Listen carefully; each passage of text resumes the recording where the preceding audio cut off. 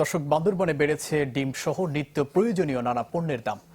বাজার পরিস্থিতি নিয়ে বিস্তারিত জানাতে সরাসরি যোগ দিচ্ছেন সহকর্মী ইয়াসিনুল হাকিম। ইয়াসিন।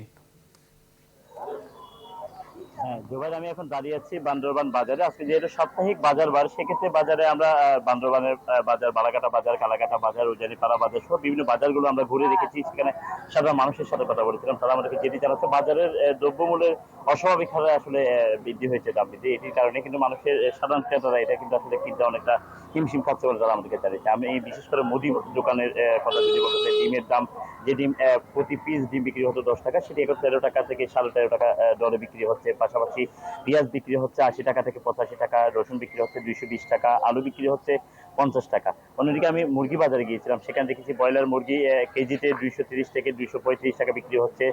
দেশি যে মুরগি রয়েছে সেটি প্রায় 600 টাকা বিক্রি করা হচ্ছে, এবং লেয়ার যে মুরগিটি সেটা 350 টাকা, এবং সোনালী মুরগিটি 280 টাকা দরে বিক্রি করা হচ্ছে।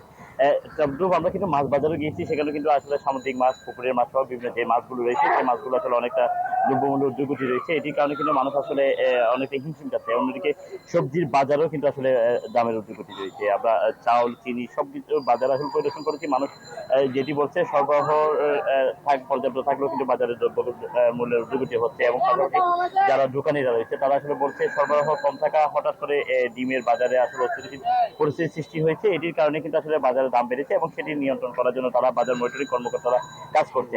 তবে আমি এই বিষয়ে জেলা প্রশাসনের সাথে যোগাযোগ করেছি, তারা যেটি বলছে বাজারের দ্রব্যমূল্য নিয়ন্ত্রণ করার জন্য বাজার মনিটরিং কর্মকর্তা জেলা প্রশাসনের পক্ষ থেকে সবসময় মনিটরিং টিম পরিচালনা করা হচ্ছে। তবে সাধারণ ক্রেতাদের যেটি দাবি, সেটা হচ্ছে সবসময় বাজারের মনিটরিং মোবাইল কোর্টের পরিচালনার মাধ্যমে বাজারে যে দ্রব্যমূল্য ঊর্ধ্বগতি হয়েছে সেটি স্বাভাবিক রাখার জন্য তারা দাবি জানিয়েছে।